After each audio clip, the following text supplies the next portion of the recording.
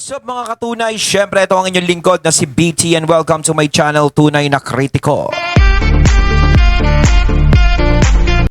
Ayan, siyempre meron tayong bibigyan ng reaction ngayon. Ito po ay nagbula kay Boses ng Bayan PH. Huwag nyo kalimutang suportahan si Boses ng Bayan PH mga katunay. Pakibisita po yan. Siyempre itong Tunay na Kritiko channel ko mga katunay. Huwag nyo kalimutang suportahan sa mga hindi pa nakakapag-subscribe. Paki-subscribe lang po mga katunay. Tulong na rin kahit pa paano. So wag na natin pagtagalin, sabay-sabay na nating panoorin ang video na hatid sa atin ni Boses ng Bayan PH at bibigyan natin ng reaksyon ang balitang ito. Pasok! Punta po tayo rito sa anak ni BBM.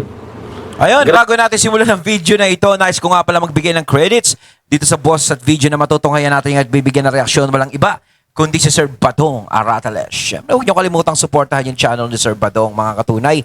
Pakibisita yan. Pagpatuloy natin. Grabe, ito, real talk po. Ayan, si Sandro. Hindi ko masikmura yung sinabi nito.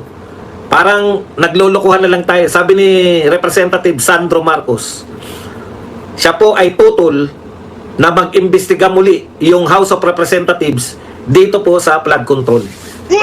Hindi, no? Bakit po? Hindi sang-ayon si House Majority Leader Sandro Marcos na ipagpatuloy ng Kamara ang investigasyon kaugnay sa flood control scandal dahil may mga kongresista raw na sangkot dito. Ay? Kahit na nung magiging resulta ng pag-imbestiga kung i-resume sa lower house, ang sasabihin ng tao, sangkot naman yung tao dyan, wala kaming tiwala sa report. Saad ni Representative Marcos. Aniya, mas mabuting hayaan na lang ang Office of the Ombudsman at iba pang kaukulang ayon siya na mag-imbestiga kaugnay nito. Alam mo, ay, nako. Hindi, no? Bakit pinipigilan ni Sandro na ang pag-iimbestiga dyan sa flood control project? Lalong-lalo na doon sa mga iba nilang kasama. Parang ano ba? Parang ayoko makasakit ng inyong mga damdamin, mga tol. Diba? Diba dapat kahit sabihin mo mga kasama mo yan, dapat is... Diba? Kung ikaw talaga may dedikasyon ka sa mga tao, mantakin mo, tatay mo, presidente, tapos bilang ganyan ka umaarte. Ito talaga si Jake Cyrus. So. Hindi kasi nakikita ko, kaya ako nasabing Jake Cyrus kasi nakikita ko sa mga post sa FB, no? Kamukha daw niya si Jake Cyrus. Diba? Parang sa pagpipigil mo sa flood control investigation, parang we smell something fishy. Fishy nga ba? Sobrang lansa. Diba? Kasi kahit sabihin mo na dapat hindi lang sa ombudsman mo inaasa yan eh. Diba? Kung talagang may gusto ka talagang ipaglalaban mo. Kung talagang, wala akong pakialam kahit sabihin kong mga kasama ko yung mga sangkot dyan. Basta ang importante is mapanagot, ang dapat mapanagot. Walang magulang, walang kapatid, walang kaibigan, walang ate, walang kuya, parang lahat mananagot. Diba? Mas maganda open niya yan. Imbestigahan niya yan. Isa siya sa mga pumayag dyan. Pero diba, sabi? Wag na natin imbestigahan yan. Paano kung hindi imbestigahan ng ombudsman yan? Sa dami nang ang ginagawa ng ombudsman, ang daming gustong imbestigahan, no? Baka wala na siyang time. ang sama pong pakinggan na kaya hindi kayo mag-imbestiga dahil may mga kasangkot na congressman. Yun na nga yun eh, di ba? Mas lalo nga kayong dapat mag-imbestiga dahil sinasabi nga ng mga congressman yung sangkot para malinis ninyo yung kongreso. Tama. Kailangan action na nila yan para maging malinis ang hanay nila. Kasi bago ka sumita sa ibang bakuran, kung nakikita mong marumi ang bakuran ng iba, dapat linisin mo muna yung sarili mong bakuran para tularan ka ng bakuran na gusto mong sitahin. Ang problema, sita ka ng sita sa ibang bakuran. Pero ang sarili mong bakuran napakadumi, hindi mo nililinisan. Diba? Mahilig kang kumuha sa puwing sa mata ng iba, pero ang puwing sa mata mo, hindi mo kinukuha. Mga ganong kasabihan. Kapag mga kasama mo ang nai-involve dyan sa flood control issue na yan, kuwari, kapwa mo congressman, dapat siguro is mas aksyonan nyo. Dapat siguro mas magbigay ka ng pansin dyan para luminis ang hanay nyo. Ngayon, kapag wala kang ginagawang masama o wala ka namang talagang diretso kang tao, hindi mo dapat bahiran, no? Ang samahan nyo sa kongreso ng bulok. Di ba? Hindi mo pwedeng samahan ng bulok na kamatis. Kailangan tanggalin mo yung bulok. At isa ka dapat sa siyang magtatanggal doon sa bulok. Kaya walang ibang dapat gawin kundi umaksyon ka. Hindi yung sasabihin mo na, bakit pa natin kailangang imbestigahan yan? Nandiyadyaan naman si Ombudsman. Paano nga kung busy si Ombudsman? Kita mo naman, ang dami-dami niyang gustong kasuhan sa minority. Hindi, di ba? Busy si Ombudsman. O, di ba? O. So, siyempre, sa sobrang busy niya, baka hindi niya na makita yung mga ibang dapat managot dyan. Di ba? Sa Kongreso, halimbawa, yung mga nababanggit dyan, ng mga witness, di ba? Hindi maimbestigahan sa sobrang busy. Oh, total nandiyadyaan naman kayo kung talagang wala naman kayong ginagawang masama. Okay naman kayo. Bakit ayaw nyo? Hindi ko po maintindihan kung bakit pag congressman ang sangkot, hindi na kayo mag-imbestiga. Yung vice president ang pinagbintangan ninyo. Alam nyo kung ano bintang nyo lang sa vice president nung una? 11 days ginastos yung 125. Alam na alam po ng lahat ng mga taga-gobyerno, lalo na po yung may mga malalaking pondo, kahit po 1 bilyon kayang gumastos sa loob ng isang araw. Ginawan ninyo ng usap yung 11 days na wala naman pong nilalabag para lang imbestigahan yung pangalawang pangulo, para makahanap kayo ng butas. Ito po, pangulo na mismo ang nagsasabi na may anomalya, may korupsyon. Ang ikakatwiran nyo, hindi kami mag-imbestiga dahil may kasabwat na congressman? Anong uri ng katwiran yan? Matinding katarantaduhan yun. Para kasi ang ibig sabihin nito, parang pinagtatakpan mo yung kapwa mo congressman kung siya'y kasabwat doon. Kung wala kang pinagtatakpan, kung hindi mo kinukonsente, hindi ka papayag sa ganun. Yung ibig ko sabihin, hindi ka papayag sa ganun, iimbestigahan mo yun. Isa ka sa magbubukas ng investigasyon na yan. Siyempre, bilang tulong na yan sa airpods mo, lalong-lalo na presidente. Kaya nga kung presidente ang tatay mo, kailangan ikaw gamay na gamay ka sa kilos mo eh. Ingat na ingat ka dapat sa mga salita mo, sa mga binibitawan mo. Dahil talagang taong bayan ang nakatingin sa'yo. Hindi mo pa pwedeng sabihin na, kapwa ko congressman ang sangkot dito. Hindi pa pwedeng ganun. Hindi pa pwedeng ako ang mag-imbestiga sa kanya. Hindi pa pwedeng kami. Diyos ko naman. Hindi pa pwedeng ganun. Sandro. Kita mo, sa Senado, kapwa-kapwa sila. Kita mo, nagbabanggaan sila. Kayo parang gusto nyo ipakita na kayo ay stay in unity. Parang ganun. Unity, kahit gano'ng kakatarantado, kukonsintihin ka namin dito. Di ba? Kaya naglalakihan ng ulo ng ibang congressman eh. Di ba? Kasi kinukonsinti nyo yung ginagawa. Kinukonsinti nyo. So, kaya ang mga taong bayan ay nagagalit sa mga congressman. Sa iba. Kasi ayaw nyong tanggalin yung galit na naiisip ng taong bayan sa inyo. Gaya na ito, nagdagdag na naman kayo na ikagagalit ng taong bayan sa inyo. Ayaw namin mag-imbestiga kasi kasabwat yung mga congressman. Parang sa iba pang translation, ayaw namin mag-imbestiga kasi yung mga iimbestigahan namin, yung mga korap, ay mga congressman. Para namin iniimbestigahan yung corruption namin. Hindi ba nararapat ngayon kung hindi Parang kayo... yan, ito lang lahat ang suma total niyan. Kinukonsente o kukonsentihin. Parang ganyan. Kinukonsente mo yung nangyayari dyan. Ngayon, kung inaalala mo na parang iisipin mo na, kung imbestigahan namin yan, parang inamin namin na parang merong korupsyon dito sa amin, sa Kongreso.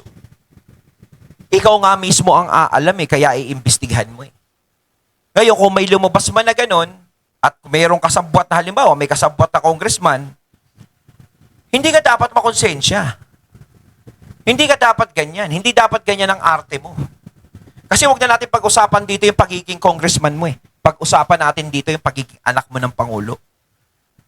'Di ba? Ang magandang gagawin mo, maganda magiging resulta sa airpot mo. Ang pangit na gagawin mo, pangit na magiging resulta din sa airpot mo. Ganun. Tumatalbog lang sa kanya yun. Kaya kung ako sa'yo, wag mo nang harangin. 'Di ba? Wag mo nang pigilan. Huwag mo na konsintihin yung dapat konsintihin. Sasabihin mo, wala naman kaming kinukonsinti. Bakit ayaw mong imbestigahan? Kasi napakababaw na katwiran niya. Sasabihin yung mga kasama kasi namin yan. Ayaw mo nun? Kayo mismo ang lilinis sa hanay nyo? Di ba? Dapat ganun. Anong gusto mo? Yung ibang tao pa lilinis sa hanay nyo? Ngayon, kung sinasabi nyo, baka bumagsak yung kredibilidad namin. Masira kami. Hindi babagsak ang kredibilidad nyo. Hindi kayo masisira. Kung kayo mismo ang aaksyon para tanggalin ang mga sumisira sa inyo. Mas lalong bibilib pa sa inyo yung mga tao. Ganun yun eh. Yung corrupt, dapat nyo talagang imbestigahan. Ang manawagan pa nga dapat ng mga mag-imbestiga, yung mga napagbibintangan na congressman, yung mga contractor. Oh. Sila dapat mangunan. Sige, imbestigahan yan. Katulad po, hindi ko po laging pinupuri si Marcoleta, pero yan po ang katotohanan eh. Ginawa po ni Marcoleta yan. Nung may vlogger po na naninira sa kanya na kung ano-ano mga sinasabi, pinatawag niya si Tumutorgo at kinumpronta niya para mapatunayan ng tao na wala siyang itinatago. Hindi po ba napakaganda nun? Kung sino sana yung mga o kaya kung ang kinatatakot mo, Congressman Sandro, ang problema, ang taas ng tungkulin mo, majority floor leader ka eh. Oo. Pangatlo sa pinakamataas na posisyon eh. Tapos ikaw nagsasalita, hindi namin iimbestigahan to dahil kasabwat yung mga congressman. Parang ang ibig mo sabihin, ayaw kasi naming malantad yung mga magnanakaw na congressman kaya hindi kami mag-iimbestiga. So, ibig sabihin nito, parang hindi siya pwede maging presidente ng Pilipinas.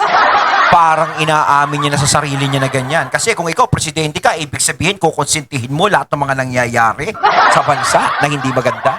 May posibilidad na ganun. Ganun na nga yung ibinibintang sa airpods mo, ganyan din ang ibibintang sa'yo balang araw, di ba? Kasi nga, dyan pa lang sa pagiging congressman mo, hindi mo na kayang gampanan ang tungkulin mo as a leader. Di ba? Ikaw ang lilinis ng hanay mo. Kayo ang lilinis ng hanay nyo. Kung gusto nyong bumalik ang simpatsya ng tao sa inyo, kayo ang gumawa ng paraan para ipakita to. Di ba? Hindi yung gumagawa kayo ng paraan para lumayo ang loob sa inyo ng mga tao. Ano, dahil nasa posisyon kayo, hindi kayo natatakot? Na parang hindi importante sa inyo ang opinyon ng taong bayan? Di ba? Kasi kayo nasa posisyon, pwede nyong kontrolin ang lahat. May katapusan din ang lahat. Kaya nga sinabi ko, ang daming mga mahahaba ang termino na natapos din ang lahat eh. Di ba? Hindi naman yan for life na talagang hanggang mamatay ka, nandiyan ka sa posisyon mo. Kaya importante, kung dito sa politika, mas makisama ka sa taong bayan. Di ba? Yung mga congressman na nabanggit doon sa flood control issue ng mga witness, nasaan na ba? Di ba? Hindi na napag-usapan.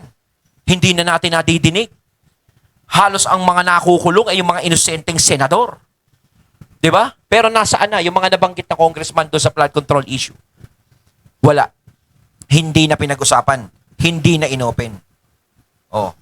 Tapos anong gusto mo? Ipapasa sa iba yung investigasyon sa kanila? Di wow.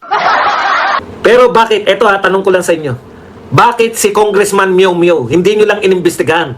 Tinanggal nyo pa sa pwesto? Hindi Tama. ba ang nararapat gawin, pag mag-iimbestiga kayo ng mga kasabwat yung mga kapwa ninyo congressman, hindi ba dapat nyong gawin, sabihan sila na magpahinga muna kayo habang iniimbestigahan kayo? Hindi ba mas magandang pakinggan ng taong bayan yan? Tama. Sinabi, si Kiko Barsaga, di ba? Inimbestigahan nila, tinanggal nila. Kapwa din nila congressman yun. Ngayon, kung sa sinasabi ni Sandro na masakit sa kanya, na kapwa niya congressman, yung nasasabwat sa ganyan, is dapat masakit din sa'yo na matanggal si Kiko Barsaga. Masakit din sa'yo na imbestigahan si Kiko Barsaga o litisin si Kiko Barsaga o tanggalin si Kiko Barsaga. Bakit? Bakit hindi masakit sa'yo? Bakit pinayagan nyo? Kasi binabangga kayo ni Kiko Barsaga. Diba? So, nasaan yung transparency? Diba? Nasaan yung transparency doon? Oh. Kung tutuusin, kaya nyo eh. Kaso, ang nangyayari, hindi mo talaga iimbestigahan. Kasi ka-close nyo na eh, yung mga nandiyadyaan eh. Kung baga, parang tahimik na ata yung mga kumukontra sa inyo dyan eh. Parang nakasiper lang eh. Imbestigahan namin itong mga congressman na to. Ang sinasabi ng mga kasabwat kayo. Kung Maaari ba para hindi nyo kami ma-impluwensyahan? Mag-file muna kayo ng bakasyon, vacation leave muna kayo. Mag-iimbestiga kami ng 3 buwan. Pwede ba kayong mag-leave ng 3 buwan Alisin para muna wala nila. kayong impluwensya sa amin? Oo. Mas maganda pa po yun kung gusto ninyo na lumabas Para na hindi nila makita. kayo po ay katiwa-tiwala. O, para hindi sila guilty, no? Pagbakasyonin muna nila, no? Eh baliktad Liw-liw po. muna kayo. Pinamumukha nyo sa amin na kahit na kaming mga congressman ang pinagbibintangan ninyong mga magnanakaw, lalo kaming hindi mag-iimbestiga. Pwede So, naman lalabas doon, konsentidor. po yun, di ba pinag-inhibit? Sa isang kung kunwari ikaw ay iimbestigahan. Di ba kunwari, governor, pinagbintangan. Di ba pinag-ano muna siya? Pinagpapahinga muna siya bilang gobernador para hindi Oo, niya dapat ganon. ma-impluwensyahan yung anumang investigasyon na Tama. gagawin. Pagpahingahin nyo yung mga iimbestigahan na congressman. Nakikiusap po kami para maging hindi po tayo paghinalaan. 3 buwan po itatakbo nito. Pwede po ba 3 buwan kayong magpahinga muna bilang congressman? Para hindi nyo ma-impluwensyahan tong investigasyon na gagawin Para namin. hindi makita yung mga face locks nila. Sa makatuwid, Kasi umaan baka mamaya, inimbestigahan sila, yung mga face locks nila, may paawa eh, no? Sumambot naman yung puso ng mga nag-iimbestiga. Sige na, palusutin ka na namin. si Sandro Marcos na talagang mga congressman, yung mga kasabwat. Bait niya naman sa mga kasama niya, eh, no? Ang hirap naman po tanggapin na bakit po si Congressman Barsaga inimbestigahan ninyo? Oo. Hindi ba, Unfair, di ba? Unfair. ano po ba yung mas malalang kaso? Yung nagnakaw ka sa kaban ng bayan o binabanatan mo, nagpo-post ka sa Facebook? Ano po ang mas malalang kaso? Yun daw ang malala. Yung pagbanat ni Kiko Barsaga sa kanila. Yun daw ang masakit sa tenga nila eh. Di ba? Ay, nako.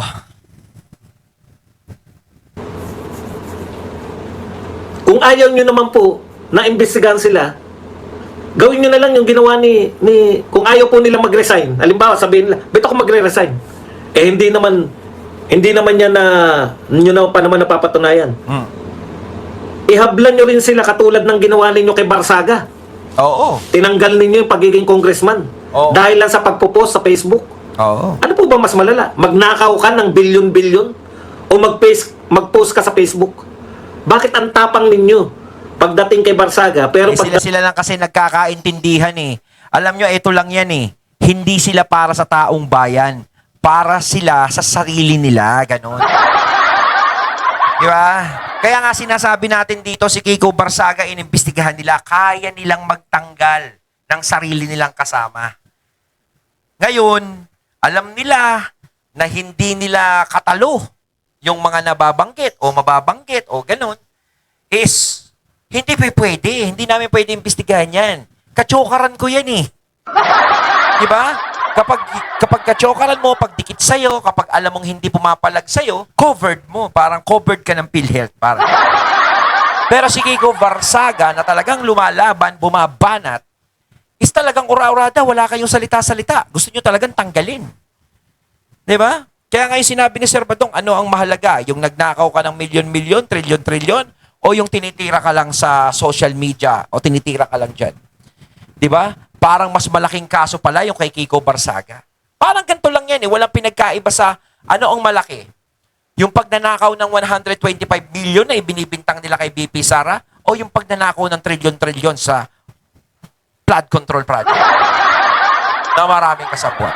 Eh yung 125 million o 150 million o ano ni BP Sara, house show lang yun. Kumbaga hearsay eh. Pinatunayan naman na talagang walang kasalanan si BP Sara. Pero nilalagyan nila ng kasalanan. dating sa mga congressman, hindi pwedeng imbestigahan yung mga magnanakaw, pero yung nagpo-post sa Facebook, nakakahiya para sa inyo. Oo. Pero yung Kaya kaya nyo, sinasabi nila dito, nakakahiya yung ginagawa ni Kiko Barsaga. Eh, mas nakakahiya kung may mga kasama kayong magnanakaw. Gali ba? Gagano? Yun ang mahirap to. sinuspindi si Dapat linisin Barsaga niyo yung halay nyo. kasi nahihiya kayo sa ginagawa ni Barsaga. Hindi ba mas nakakahiya yung pinagbibintangan yung mga congressman na magnanakaw? Mas nakakahiya yun. Eh kung nakalive naman yan, tapos nakikita ng taong bayan, tapos i-absuelto nyo yung mga congressman, di makikita rin namin. Ang pangit pong pakinggan na ayaw nyong mag-imbestiga dahil baka mapaghinalaan kayo.